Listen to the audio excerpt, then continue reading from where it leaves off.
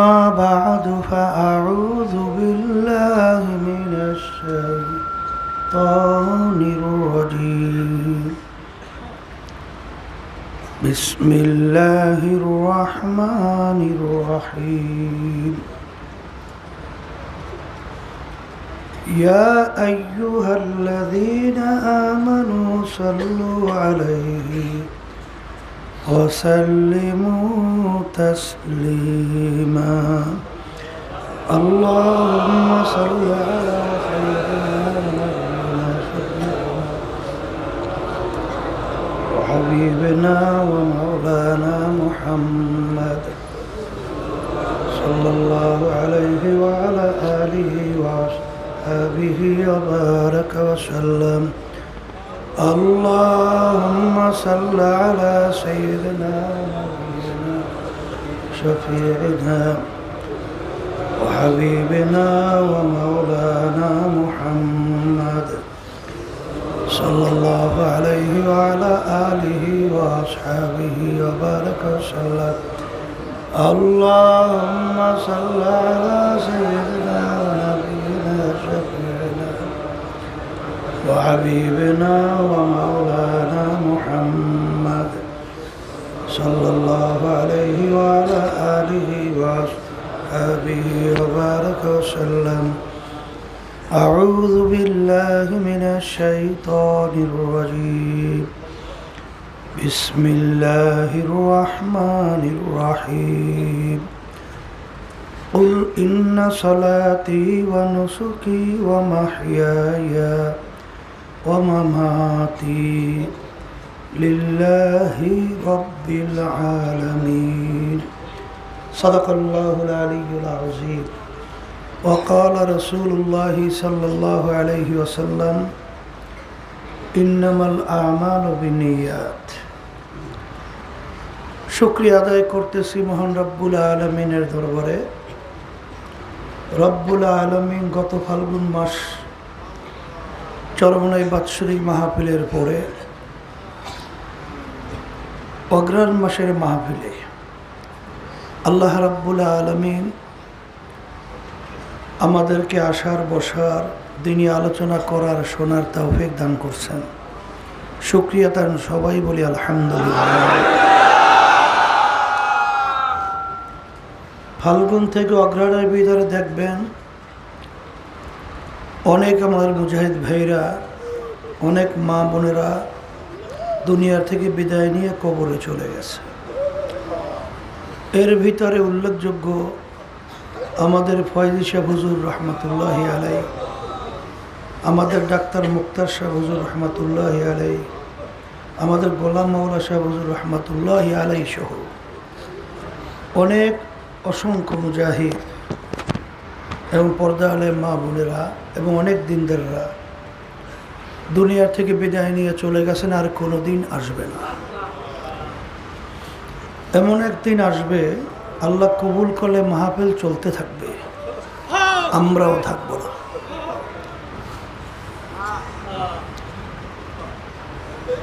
এই প্রতিষ্ঠান প্রতিষ্ঠিত করে গেছেন আমার দাদাজান রহমতুল্লাহি আলাই। তিনি আজকে আমাদের মাঝে নাই, আর কোনোদিন আসবে না। এই বাগানের মালিক হিসেবে দায়িত্ব পালন করছিলেন আমাদের শায়খ মুর্শেদ আব্বাজান রহমতুল্লাহি আলাই। তিনিও আমাদের মাঝে নাই, আমাদের পাশে ঘুমায় আছেন। তার ধারাবাহিকতায় কার্যক্রম চলছে। অনেকে আমার নূতন ভাইরা আসছেন। প্রতি বছরই উদ্বোধনী বয়ানে কোরআনুল কারীমের বিশেষ করে আয়াত শরীফ তেলাওয়াত করা হয় এবং আল্লাহ রাসূল সাল্লাল্লাহু আলাইহি ওয়াসাল্লামের অসংখ্য হাদিস থেকে এই হাদিস শরীফ তেলাওয়াত করা হয়। এর কারণ কি? এর কারণ হলো, যারা আপনারা চরমনাইতে আসছেন, চরমনাই সম্পর্কে আপনাদের পরিষ্কার প্রথম ধারণা থাকতে হবে। চরমনাইয়ের তরিকা, এই দরবার কেন?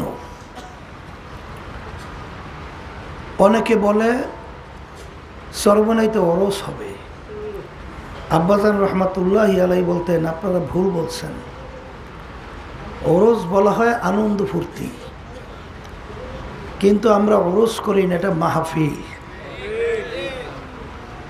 আর সাথে সাথে অন্য অন্য বিভিন্ন মাজবার ভিতরে, মজলিসের ভিতরে দেখা যায় বিভিন্ন ধরনের লক্ষ্য উদ্দেশ্য থাকে। অনেক জায়গায় দেখা যায় খাওয়া দাওয়ার একটা ব্যবস্থাও থাকে, কিন্তু চরমোনাই তরিকার এই মাহফিল, এখানে যারা আসছেন, আব্বাজান বারবার বলতেন, আমরাও বলি যে এখানে কোনো দুনিয়া হাসিলের উদ্দেশ্যে এই মাহফিল প্রতিষ্ঠিত করা হয় নাই। অনেকের হয়তো বা নিয়ত থাকতে পারে যে আমার বিভিন্ন দুনিয়ার দিক থেকে বালা মুসিবতের মধ্যে আছি, ব্যবসা বাণিজ্যের সমস্যার মধ্যে আছি, কেস কামারি বিভিন্ন ঝামেলার মধ্যে আছি, আরও বিভিন্ন ধরনের দুনিয়া যে মূল লক্ষ্য উদ্দেশ্যগুলো দেখি, ওখানে যাওয়ার পরে আমার এই উদ্দেশ্যগুলো বাস্তবায়ন হয় কিনা। আব্বাজান রহমাতুল্লাহি আলাই বলতেন, যেরকম নিয়াজ যদি কারো থাকে, উদ্বোধনী বয়ানের মধ্যেই আপনাদেরকে প্রথম আমরা অনুরোধ করব, আপনাদের এই নিয়াতকে পরিবর্তন করেন। আমি আপনাদের সামনে যে আয়াত শরীফ তেলাওয়াত করেছি, আয়াতের ভিতরে আল্লাহ রাব্বুল আলামিন বলেন, হে রসুল, আপনি বলে দেন আমার বান্দা বান্দীদেরকে, আপনার উম্মতদেরকে কি বলবেন? তাদের নামাজ, তাদের রোজা, তাদের হজ জাকাত সহ সমস্ত ব্যবসা বাণিজ্য, বিবাহ শাদী, বিভিন্ন ধরনের কার্যক্রম, রাজনীতি সহ সব কিছু হবে একমাত্র আল্লাহ রাব্বুল আলামিনকে রাজি খুশির উদ্দেশ্যেই। আর আল্লাহর হাবিব সাল্লাল্লাহু আলাইহি ওয়াসাল্লামের অসংখ্য হাদিস থেকে আমি যে হাদিস শরীফ তেলাওয়াত করেছি, বুখারী শরীফের প্রথম হাদিস আর মিশকাত শরীফের প্রথম হাদিস।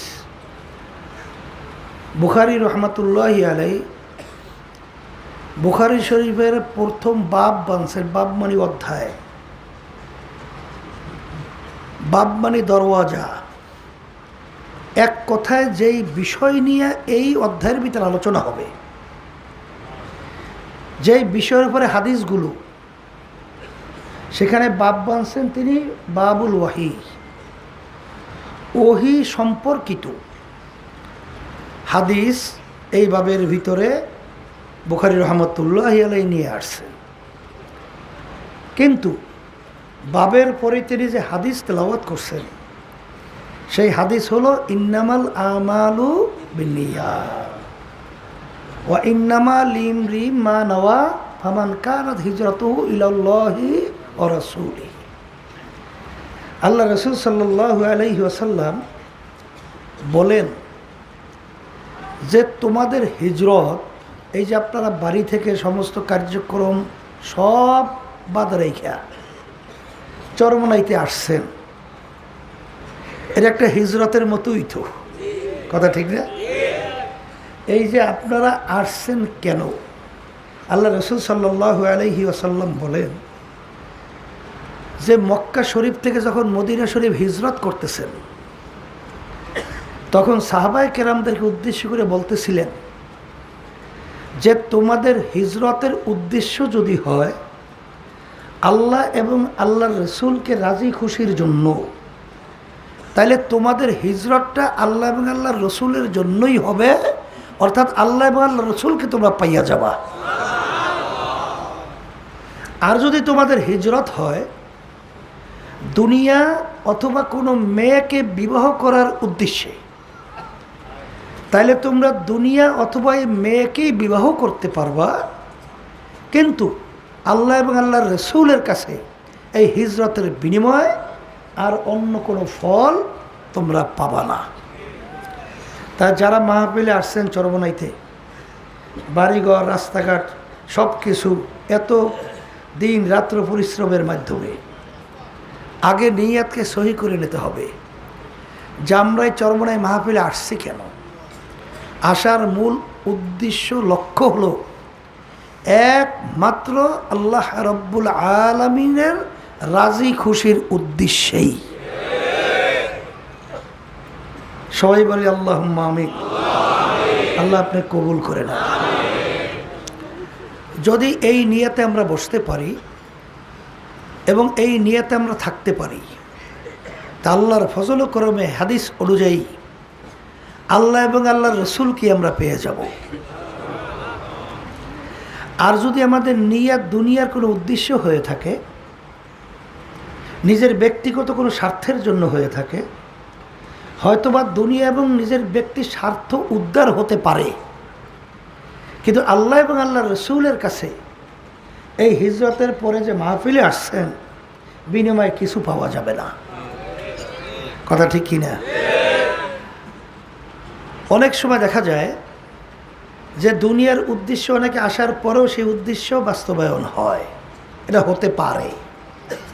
কারণ আল্লাহ রসুল বলছেন দুনিয়া এবং দুনিয়া অথবা মেয়েকে বিবাহ করার উদ্দেশ্যে সেটা তোমরা পাইয়ে যাবা।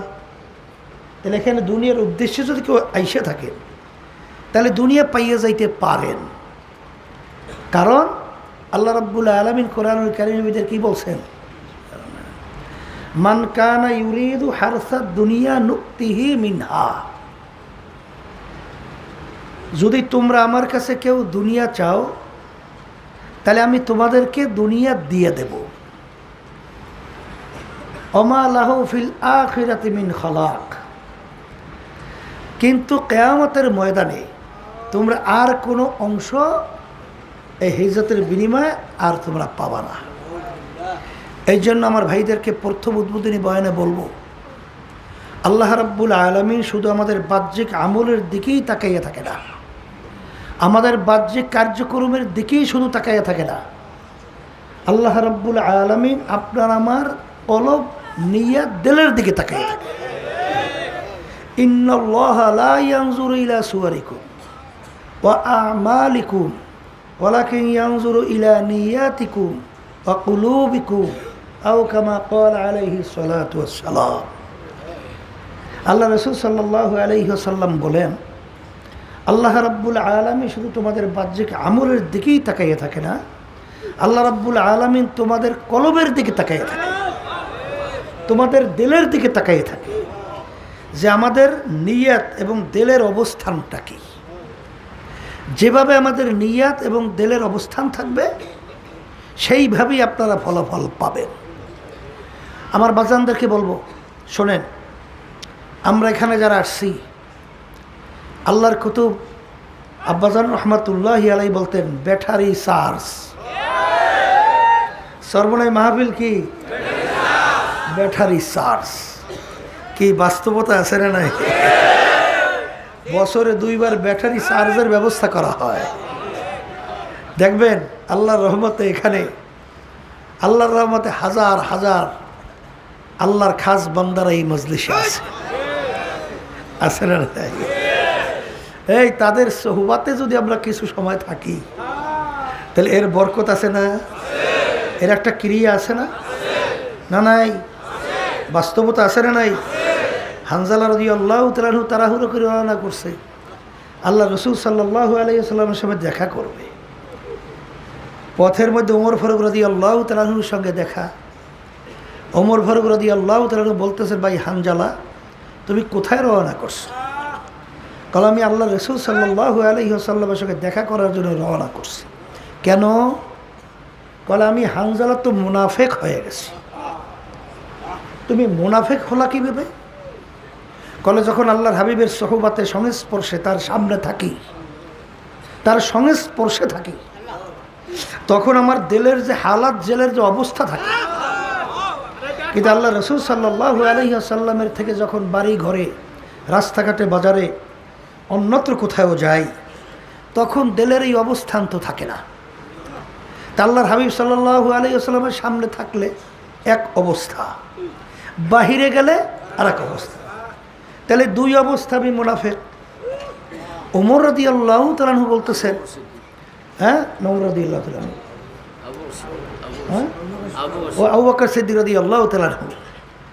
তা আবু বকর সিদ্দিক রাদিয়াল্লাহু তাআলা আনহু বলতেছেন, ভাই হানজালা, তাহলে আমি আবু বকর তো তাইলে মুনাফিক হয়ে গেছি, আমার অবস্থাও তো এরকম, চলো আমরা একসঙ্গে আল্লাহ রাসূলের কাছে যাই। যখন তারা গেলেন, আল্লাহ রাসূল সাল্লাল্লাহু আলাইহি ওয়াসাল্লাম তাদেরকে দেখে মিসকি মিসকি হাসতেছে। হাইসা বলতেছেন, আবু বকর, হানজালা, তোমরা কেন আসছো? বলতেছেন, আল্লাহ রাসূল, আমরা তো মুনাফিক হয়ে গেছি। মুনাফিক হইল কিভাবে? বলে, যখন আপনার সামনে থাকি তখন আমাদের দিলের হালাত এই, বাহিরে গেলে এই, দুই রকমের। তখন আল্লাহ রাসূল সাল্লাল্লাহু আলাইহি ওয়াসাল্লাম বলেন, এতে তোমরা মুনাফিক হও নাই, কারণ আমরা সামনে থাকার পরে তোমাদের দিলের যে হালাত হয়, অবস্থান হয়, এটা যদি সব সময় থাকতো তাহলে রাস্তার ভিতরে ফেরেশতারা তোমাদের পায়ের নিচে পাখা বিছায়। এই হালাত সবসময় থাকেও না, থাকবেও না, কামনা করাও ঠিক না। তাহলে সোহবাতের একটা বরকত আছে না নাই?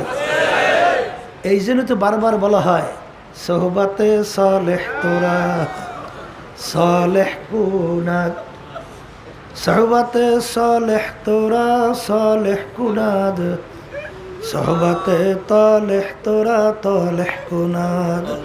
এক জামানা সোহবাতে বা আউলিয়া বেহতরা সাদ সালে তাআত বেরিয়া, গেলে খুশবু এদার হাম্মামে রোজে, রসি দস্তে মাহবুবে বদস্তা। সৎসঙ্গে স্বর্গবাস, অসৎসঙ্গে সর্বনাশ। এখানে আল্লাহর ফজল করমে অনেক আল্লাহওয়ালারা আছে, অনেক জাকিরিনরা আছে, অনেক আল্লাহর খাস বান্দারা আছে, অনেক বান্দা আল্লাহর এখানে রাখছে, তাদের সঙ্গে মাওলার সঙ্গে গোপনে একটা সম্পর্ক তৈরি, এরকম অনেক আল্লাহর বান্দারা এই মাজলিসে আছে।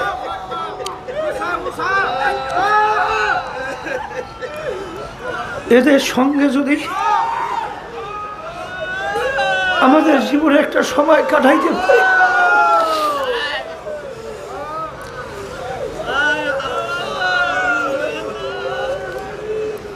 যেই ধানের ভিতরে চাউল থাকে সেই ধানের মূল্য,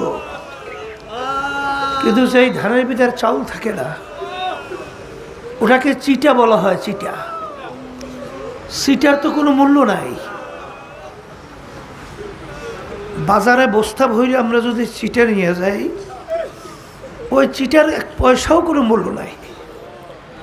কিন্তু যখন ধান বিক্রি করার জন্য বাজারে যায়, ওই ধানের সঙ্গে কিছু চিটাও থাকে, যেই চিটাগুলোর ভিতরে ধান নাই, কিন্তু ওই ধানের কারণে ওই চিটাগুলো একই দামে বিক্রি হয়ে যায়। এই জন্য হাদিসের ভিতরে আসছে, আল্লাহ রাব্বুল আলামিন কিয়ামতের ময়দানে আল্লাহু আকবার, বান্দা বান্দাদেরকে মাফ করার জন্য, আল্লাহর বান্দাকে মাফ করার জন্য ওসিলা তালাশ করে। আমল নাই বান্দাকে মাফ করার। আল্লাহ রাব্বুল আলামিন বলবে, দেখো তো আমার বান্দা কখনই হক্কানি আলেমদের সঙ্গে এক দস্তারখানে মজলিসে বসছে কিনা। রব্বুল আলামিন জীবনে একবার পাওয়া গেছে, যাই ওসিলে আমি ওকে মাফ করে গেলাম। শোনেন, এরকম বহুত ঘটনা যারা জীবনে কোনোদিন পশ্চিম দিকে আল্লাহর সামনে সেজদা দেয় নাই, কিন্তু আল্লাহ রাব্বুল আলামিন আল্লাহর বান্দাদের চরমনাই পাল্লা ঘুঘুদের মাধ্যমে যখন দাওয়াত পাইছে, দাওয়াতের মাধ্যমে যখন এই মজলিসে আসছে, আসার পরে মুহূর্তের ভিতরে আল্লাহ রাব্বুল আলামিন দিল ঘুরে দিয়েছে। হাদিসের মধ্যে আসছে, আল্লাহ রাসূল সাল্লাল্লাহু আলাইহি ওয়াসাল্লাম বলে, জফুল কালাম আল্লাহর হাতে। কার হাতে? কার হাতে? দিল কার হাতে? তাহলে আল্লাহ রাব্বুল আলামিন কোন দিকে তাকাই আছে? বান্দাবান্দির দিলের দিকে। নিয়াতকে পরিবর্তন করেন, নিয়াতকে পরিবর্তন করেন। চরমনাইতে আসছি কেন? একমাত্র আল্লাহ রাব্বুল আলামিনকে রাজি খুশির উদ্দেশ্যেই। আর সবসময় দোয়া করতে থাকেন যে মালিক তুমি যখন চরমনাই ময়দানে নিয়েই আসছো, তোমার ওলি না বানাই এখান থেকে ফেরত দিও না। আল্লাহ রাব্বুল আলামিনের কাছে দোয়া করতে অসুবিধা আছে? দোয়া করতে অসুবিধা আছে? আর দোয়া মুখ হলো ইবাদত, সমস্ত ইবাদতের মূলই হলো দোয়া।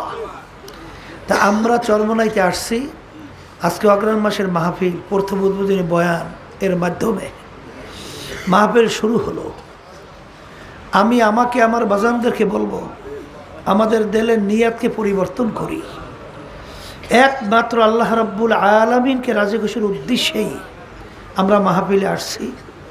এই নিয়াতে যদি বসতে পারি, তা আল্লাহ রাব্বুল আলামিন তো রহমানুর রহিম, আমার মালিক তো দয়ার সাগর, আমার মালিক তো দয়ার সাগর। বান্দাবান্দির দিলের দিকে তাকাইয়া যখন দেখবে যে বান্দাবান্দি আমাকে পাওয়ার জন্যই আসছে, তখন হাদিসে কুদসির ভিতরে আসছে, মান আতানি ইয়ামশি আতাইতুহু হারওয়ালা। যখন বান্দাবান্দি আল্লাহকে পাওয়ার জন্যে সে হাঁটিয়ে হাইটে রওনা করে, আল্লাহর রহমত দৌড় দেয়, দৌড় দিয়ে বান্দাবান্দিকে মালিকের কুদরতি কুলের ভিতরে টাইনা জায়গা দেয়। নিয়ত পরিবর্তন করতে পারি না? আল্লাহ তৌফিক দেয়। তাআত তৌফিক তাআত হামজাতু, তাআত তৌফিক তাআত হামজাতু, ইয়া মানাত ওয়া ইজাবাত হামজাতু। আমার মালিক যদি তৌফিক না দেয়, আমাদের কারো জন্য শক্তি নাই, কারো সাধ্য নাই যে আমরা লক্ষ্যে পৌঁছতে পারবো, উদ্দেশ্যে এই পৌঁছতে পারবো, এই শক্তি কারো আছে?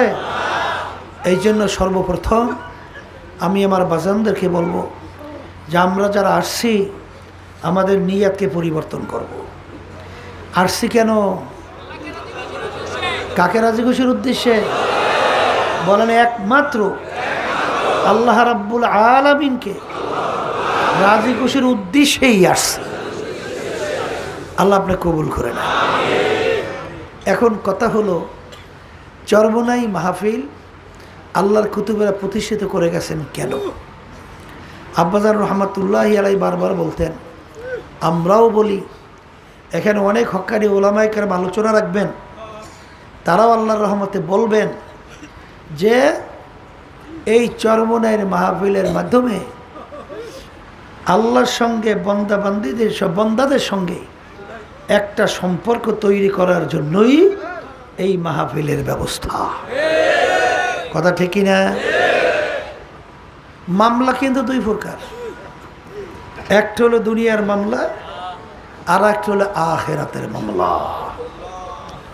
দুনিয়ার মামলায় যদি কেউ 5-12 ঠকে, আবার এই মামলায় আপিলের মাধ্যমে জিতবার সুযোগ আছে, কিন্তু আখিরাতের মামলায় যদি একবার কেউ ঠকে আর দ্বিতীয়বার আর দুনিয়াতেই সে আপিল কইরা জিতবার সুযোগ আছে? নাই। এখন আমার ভাইদেরকে বলবো, পর্দা আলে মা বোনরা যারা শুনছেন, শোনেন, আখিরাতের মামলার তদবির, সম্পদ কামাই করার জায়গা কিন্তু দুনিয়াতে। কোথায়? দুনিয়া। আজকে দুনিয়ায় থাকা অবস্থায় একবার আল্লাহকে আল্লাহ বলে ডাক দেবেন, আল্লাহ সঙ্গে সঙ্গে ডাকে সাড়া দেবে না? দেবে না? বলেন আল্লাহ।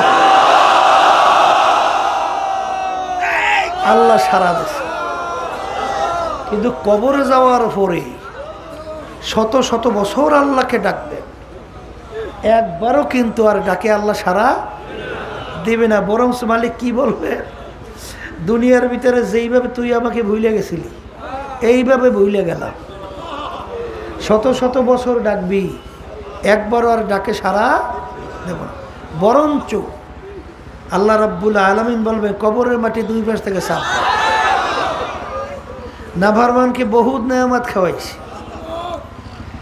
তখন স্বাধীনতা পাইয়া দুনিয়ার মোহে, এই হুব্বুদ দুনিয়ার আসকুল্লি খতিয়াতিক, সমস্ত গুনার মূল হলে দুনিয়ার মোহ। এই দুনিয়ার মোহে পইয়া আমাকে ভুলছে, আখেরাতকে ভুলছে। এখন যত আমাকে ডাকো আর ডাকে সারা আমি দেব না।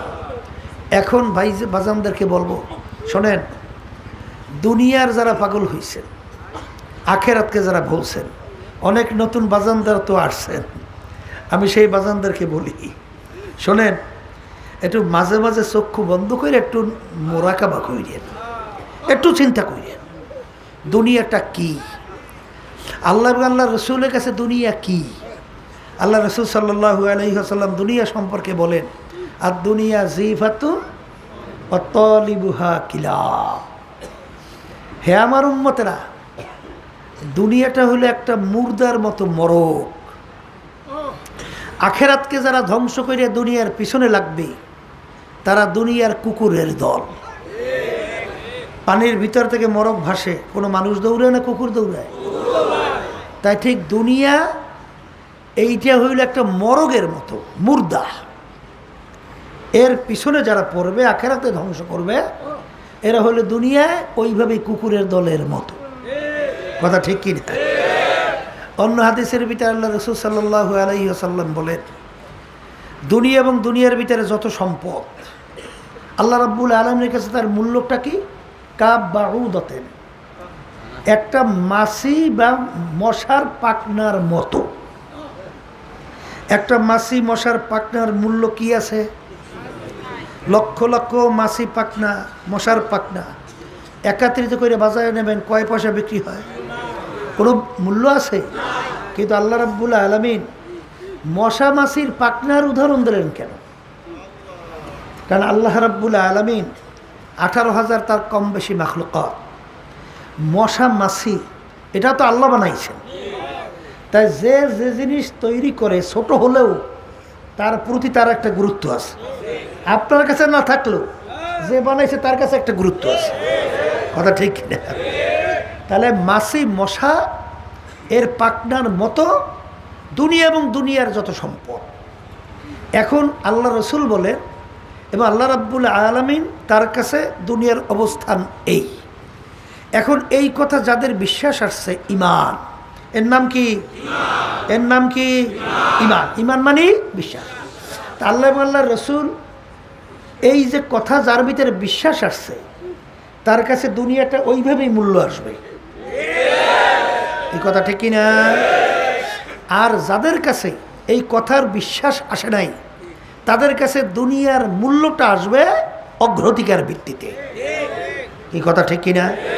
এর জন্য দেখবেন, যত আল্লাহর ওলিদের ইতিহাস পড়বেন, যত সাহাবায়ে কেরামদের ইতিহাস পড়বেন, কারণ আল্লাহ রাব্বুল আলামিন তো বলছেন, আমিনু কামা আমানান নাস, তোমাদের বিশ্বাসটা কেমন হবে সাহাবায়ে কেরামরা যেভাবে বিশ্বাস করছিল। বলেন বলেন, আমাদের বিশ্বাসটা কেমন হবে? সাহাবায়ে কেরামদের যেভাবে বিশ্বাস ছিল। সাহাবায়ে কেরামদের বিশ্বাস কেমন ছিল? আবু বকর সিদ্দিক রাদিয়াল্লাহু তাআলা আনহু নাম শুনছেন? নবীদের পরে দুনিয়ার ভিতরে যত মানুষ আসছিল, আছে, আসবে, সবচেয়ে যার সম্মান নাম কি? আবু বকর সিদ্দিক রাদিয়াল্লাহু তাআলা। তাদের কাছে দুনিয়ার মূল্যটা কেমন ছিল? এই খুব বড় মাপের ধনী ছিল, বড় বংশের লোক ছিল, নেতা গোছের লোক ছিল, বড় মাপের পণ্ডিত ছিল, কিন্তু আল্লাহর রাস্তায় দান করতে করতে 40,000 স্বর্ণমুদ্রা, শোনেন না, প্রকাশ্যে 40,000 গোপনে। এক সময় আল্লাহর হাবিবের সামনে বসা, সালার শট পরনে, সালার শট গায়ে, সিরিয়া গেছে, জোড়া দেওয়ার মতো সালার শট কেনার মতো পয়সা নাই। মূল্য বোঝেন, দুনিয়ার মূল্য বোঝেন। সর্বনায়ের মুরিদ হইয়াও অনেক সময় দেখা যায় যে একটু টাকার মোহে তাকে একটু ভালো হাদিয়া তোফা দিয়েছে, আবার একটু সম্মান করছে, আবার একটু বিভিন্ন কায়দায় তাকে ওই দুনিয়ার দিক থেকে একটু বিভিন্ন ধরনের সহযোগিতা করছে, তার জন্য যে সে পাগল হয়ে যায়। এরকম এক শ্রেণী আছে না? আল্লাহ মাফ করুক, সংখ্যা ওরকম না, মানে দুই একজনেরও থাকতেও পারে, শুনি মাঝে মাঝে, আল্লাহ মাফ করুক।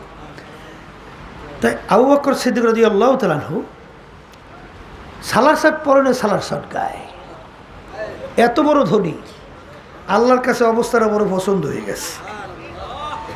জিবরাইল আলাইহিস সালামকে পাঠায়, জিবরাইল যাও আমার হাবিবকে বলো আমি আবু বকরের কাছে সালাম পাঠাইলাম, আর জিজ্ঞেস করতে বলো আবু বকর এত বড় ধনী, এত বড় বংশে, এত বড় নেতা, এত বড় শিক্ষিত, এত বড় পণ্ডিত, বিভিন্ন কায়দায়, এই অবস্থায় পড়ার পর আবু বকর আমার খুশি না বেজার, এইটা আল্লাহ জানতে চাইছে। জিবরাইল আলাইহিস সালাম আসছে, বলতেছেন আল্লাহ রাসূল সাল্লাল্লাহু আলাইহি ওয়াসাল্লাম, আল্লাহ রাব্বুল আলামিন আবু বকরের কাছে সালাম পাঠাইছে, আর জিজ্ঞেস করবে এই অবস্থায় পড়ার পরে আল্লাহর কাছে খুশি না বেজার।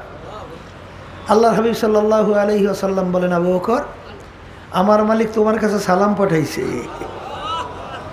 আর জিজ্ঞেস করতে বসে এই অবস্থায় পড়ার পরে তুমি খুশি না বেজার, আল্লাহ জানতে চাইছে।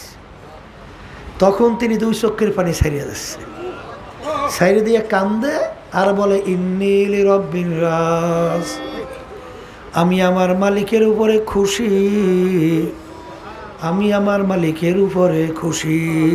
হাকিকত সে তো দুনিয়া বেখবর হ্যায়, দুনিয়া কি নুমাইশ পর নজর হ্যায়, আর দুনিয়া জিফাতুন ও তলিবুহা কিলাব। হে আমার উম্মতেরা, দুনিয়া হইল একটা মরগের মতো, এর পিছনে যারা পড়বে আখেরাতের স্থায়ী জিন্দিগি ধ্বংস করবে, এরা হইল কুকুরের দল। আমিনু কামা আমানান নাস, তোমরা ঈমান আনো সাহাবায়ে কেরাম যেভাবে ঈমান আনছিল, তোমাদের বিশ্বাসটা কেমন হবে সাহাবায়ে কেরামদের বিশ্বাস যেমন ছিল। সাহাবায়ে কেরামদের কাছে দুনিয়া কেমন মূল্য ছিল। ওসমান গনি রাদিয়াল্লাহু তাআলা আনহু এত বড় ধনী, এত বড় ব্যবসায়ী, বাজান ব্যবসায়ী মাল মদিনা থেকে প্রায় জুল হুলাইফা পর্যন্ত মালের বহর লম্বা এত বড় বিরাট, বাজানে এত মূল্য ছিল, 1 টাকার মাল প্রায় 4 টাকা তার মূল্য হয়ে গেল। আজান ওসমান গনি রাদিয়াল্লাহু তাআলা আনহু বলেন, আমার মালের মূল্য 1 টাকা থেকে 4 টাকা পর্যন্ত আসছে, এর চেয়েও বড় একটা সুসংবাদ আমার কাছে আছে, 1 টাকায় 10 টাকা। এই কথা বইলা সমস্ত মাল আল্লাহর রাস্তায় দান কইরা দিছে। বরফির আব্দুল কাদের জিলানী রহমাতুল্লাহ আলাইহি ছাত্রদেরকে হাদিস পড়াইতেছেন, হঠাৎ সংবাদ আসলো, হযরত আপনার জাহাজ মাল সহ সমুদ্রের ভিতরে ডুবে গেছে। তিনি শোনার পরে বলেন ইন্না লিল্লাহি ওয়া ইন্না ইলাইহি রাজিউন। এরপরে তিনি একটু চক্ষুরা বন্ধ কইরা মাথা নিচের দিকে রাখিয়া কিছুক্ষণ থাইকে আবার উঠে বলে বাবা পড়ো। ছাত্ররা বলে হযরত ব্যাপার তো কিছু বুঝলাম না, যখন আপনি শুনলেন আপনার মাল সমুদ্রে জাহাজ ডুবে গেল, বলেন ইন্না লিল্লাহি ওয়া ইন্না ইলাইহি রাজিউন। এরপরে কিছুক্ষণ মাথা নিচু রেখে বলেন বাবা পড়ো, ব্যাপারতে কিছু বুঝলাম না। তিনি বলেন যখন আমার কাছে সংবাদ আসলো যে আপনার সম্পদ জাহাজ সমুদ্রের ভিতরে ডুবে গেছে, তখন আমি সুন্নাত হিসাবে বলছি ইন্না লিল্লাহি ওয়া ইন্না ইলাইহি রাজিউন। এরপর আমি চক্ষু বন্ধ করে মাথাটা নিচের দিকে রাখিয়া আমি আমার দিলের দিকে তাকাইয়া রয়েছি যে এর মাধ্যমে আমার দিলের ভিতরে কোনো পেরেশানি অস্থিরতা তৈরি হলো কিনা। কিন্তু আল্লাহর খাস মেহেরবানি, আমার দিলের ভিতরে কোনো পেরেশানি আসে না। এই জন্য আমার বাজানদেরকে বলবো, একজন রাস্তার ভিক্ষুক হইয়াও দুনিয়াদার হতে পারে, আবার রাজ সিংহাসনে বৈশার রাজ্য চালাইয়াও রাজা হইয়াও সে একজন আল্লাহওয়ালা হইতে পারে। এইটা কিসের অবস্থা? এইটা কিসের অবস্থা? বলেন না এইটা দিলের অবস্থা। কথা ঠিক না? কিন্তু আবার বাজানদেরকে বলবো, পর্দালে মা বোনরা তারা শুনতেছেন, চরমনাইতে আসছেন, দেল ঠিক করতে হইবে, দেল ঠিক করতে হবে। কি ঠিক করা লাগবে?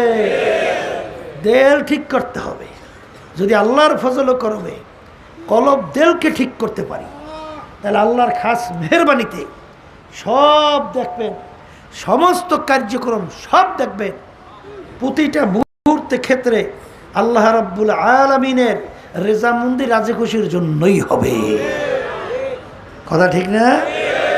দেখতে তো মনে হয় যে অনেক আল্লাহওয়ালারা, ওই যে বরবরী আব্দুল কাদের জিলানী রহমাতুল্লাহি আলাইহি দরবারে যখন নাকি এক আলেমই হবে, হুজুরের দরবারে গেছিলেন না? হ্যাঁ, মুরিদ হওয়ার জন্যে। কি হওয়ার জন্যে? মুরিদ হওয়ার জন্য গেছে। এখন হুজুরের দরবারে শান শওকত, দালান বিল্ডিং, বহুত কিছু দেখার পরে এখন তিনি মনে মনে বলে যে এত বড় সম্পদ সম্মান, এই লোক তো আল্লাহওয়ালা হইতে পারে না, এ তো আল্লাহর ওলি হইতে পারে না, এ তো দুনিয়াদার। এত সম্পদের মালিক হওয়া তো দুনিয়াদার। এখন সেই কথাটা ভাব প্রকাশও করতে পারে না। কথা বোঝেন নাই? এখন হয়তো বাথরুমের ভিতরে ঢুইকা দেওয়ালের ভিতরে লেখা রাখছে, নামার দাসকে দুনিয়া দোস্তে দাঁড়া। লেখছে যে এত বড় দুনিয়াদার, এত বড় সম্পদের মালিক, এত বড় শান শওকতওয়ালা মানুষ, সে আল্লাহওয়ালা হইতে পারে না, সে দুনিয়াদার। এইটা লেখে সে বাইর হয়ে গেছে। আর একজনে ঢুকছে, ঢুইকে দেখে দেওয়ালের ভিতরে এই কথা লেখা। তখন তিনি সামনে মেসরা পংক্তি লাইন, 2 লাইন মিললে কবিতা হয় না? তখন সে আবার সামনে লাইন লেখে, আগার দারাত বরায়ে দোস্তে দারাত। আল্লাহর বান্দারা, এই যেই দুনিয়া আল্লাহকে রাজি খুশির জন্য হয়, যেই সম্পদ আল্লাহকে রাজি খুশির জন্য হয়, যেই এমপি আল্লাহকে রাজি খুশির জন্য হয়, যেই পীর মুরিদ আল্লাহকে রাজি খুশির জন্য হয়, যেই চেয়ারম্যান মেম্বার আল্লাহকে রাজি খুশির জন্য হয়, যেই ইমাম মুয়াজ্জিন আল্লাহকে রাজি খুশির জন্য হয়, যেই সভাপতি সেক্রেটারি আল্লাহকে রাজি খুশির জন্য হয়, ওটা দুনিয়া না, ওটাও আখিরাত। ওটাও কি? এটা সম্পর্ক কির সঙ্গে? বলেন না? কলবের সঙ্গে সম্পর্ক। এই জন্য কলব ঠিক করতে হবে। আর এই কলব ঠিক করার জন্য এই ব্যাটারি চার্জ, এই ব্যাটারি চার্জকে শরীরে হয় না, কলবে হয়। হ্যাঁ, তা আল্লাহর ফজলও করবে। বসেন বসেন আর আল্লাহর কাছে দোয়া করতে থাকেন, আর মালিকের কাছে পুরোপুরি সারেন্ডার করেন। সফর দাম্বা তুমা আয় খেসরা, সফর দাম্বা তুমা আয় খেসরা, তুদানি হিসাব কামাবেশরা। বাচ্চা হাঁটতে পারে না, 1 পাও 2 পাও বাচ্চা হাঁটে, ঠাস করে পইরা যায়। মা বাপ যখন বাচ্চাকে দূর থেকে ডাক দেয়, বাবা আসো, বাচ্চা হাঁটতে পারে না, বাপ মা ডাক দেশে খুশিতে দৌড় মারে। বাচ্চা হাঁটতে পারে না, ঠাস কইরা পইরা যায়। তখন বাপ মা বাচ্চা পইরে যাইয়া জোরে চিল্লান শুরু করে, দৌড়াইয়া যাইয়া বাচ্চাকে ধরে। বাচ্চার তামাম গায়ে পায়খানা প্রসাবে ভরা। আল্লাহ বাচ্চাকে রাগ করে মা আগুনেও ফালায় না, পানিতেও ফালায় না, বাচ্চাকে ধোয়াইয়া পোছাইয়া কোলের ভিতরে নিয়ে আদর করে। আর চুমোদের বলে, বাজান তোমাকে আমি কষ্ট দিছি। ঠিক আল্লাহ, মান আতানি আমশি, মান আতানি আমশি আতাইতুহু হারওয়ালা বান্দাবান্দি আমার মালিককে পাওয়ার জন্য যখন হাইটা রওনা করে, আমার মালিক বান্দাবান্দির কান্না সহ্য করতে পারে না। আমার মালিক রহমতের দরিয়া জোশ মাইরা আমার মালিক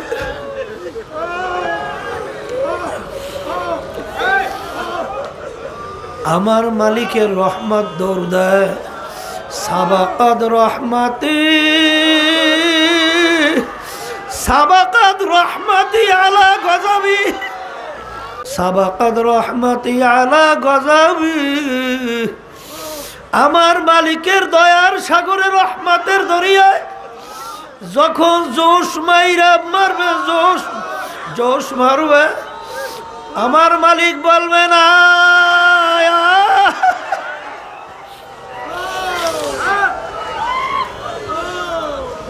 হে বান্দাবান্দি তোর গুনার কোনো শেষ নাই, হে বান্দাবান্দি আমি তোর দিলের খবর জানি।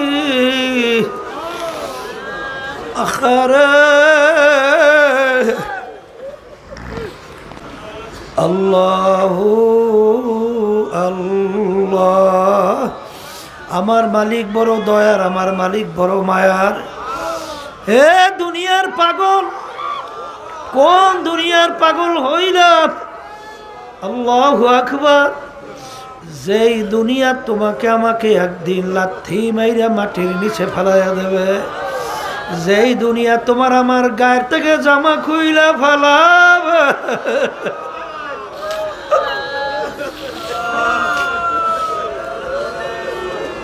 যেই দুনিয়া তোমাকে আবার কাপড় চোপড় খুইলা ফেলবে, যেই দুনিয়া তোমাকে আমাকে সাদা কাপড় দিয়া পেঁচ দেবে, মাথার ভিতরে মাজার ভিতরে পায়ের ভিতরে বাঁধবে, এরপরে জানাজা নামাজ পড়াবে, আর শেষ তাকবীর ইমাম সাহেব বলে আব্দুল করিম যাও যাও।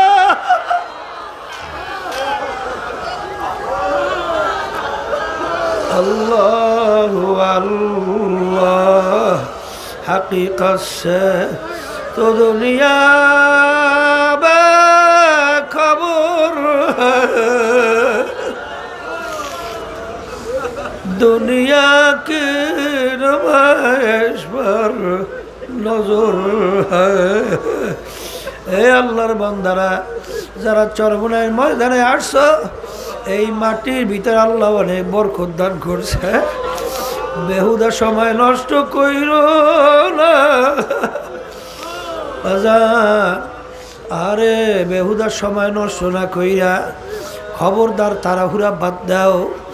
আর এখানে আসছো, আল্লাহু আকবার। ইন্নামাল আমালু বিন্নিয়াত, নিয়াতকে পরিবর্তন করো, একমাত্র আমার মালিককে রাজি খুশির উদ্দেশ্যেই মাহফিলে আসছি। যদি এই নিয়াতে বসতে পারো তা আল্লাহ রাব্বুল আলামিন তোমাকে আমাকে আল্লাহ রাব্বুল আলামিনকে পাওয়ার ব্যবস্থা মালিক করে দেবেন। কারণ আল্লাযীনা জাহাদু ফিনা লানাহদিয়ান্নাহুম সুবুলানা ওয়া ইন্নাল্লাহা লামাআল মুহসিনিন। রাস্তা আমার মালিক খুলবেন।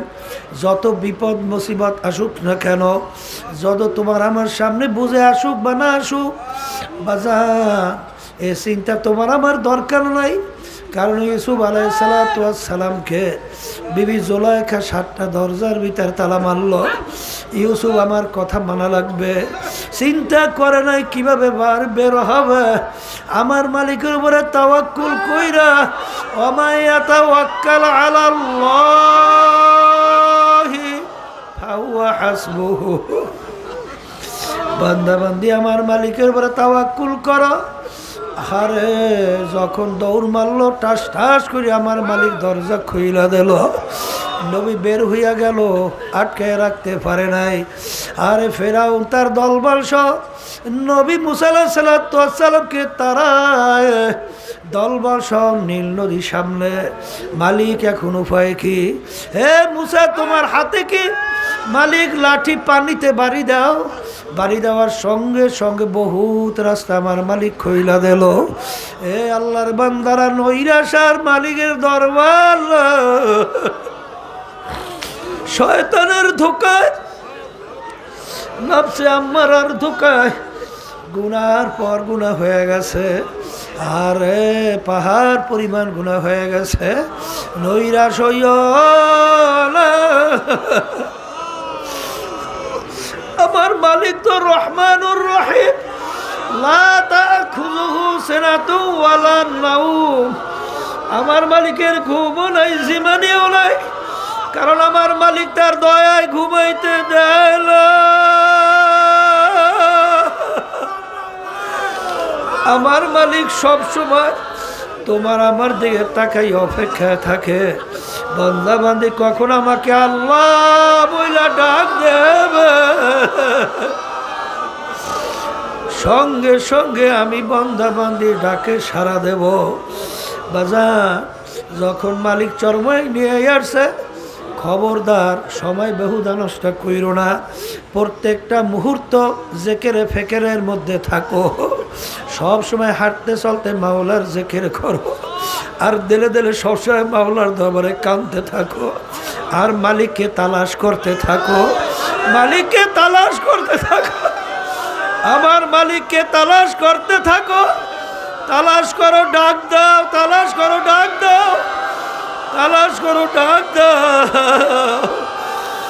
যখন বেচাইরিয়া ডাক দেবা আল্লাহ আল্লাহ আল্লাহ,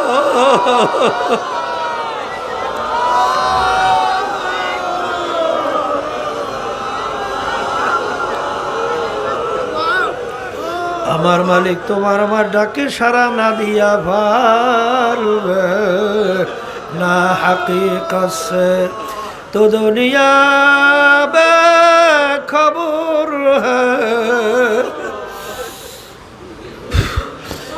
দুনিয়া কি নুমাইশ पर নজর হ্যায়।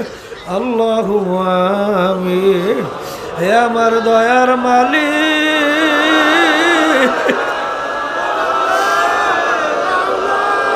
হে আরশের মালিক, জমিনের মালিক, হে সমস্ত মাখলুকাতের মালিক,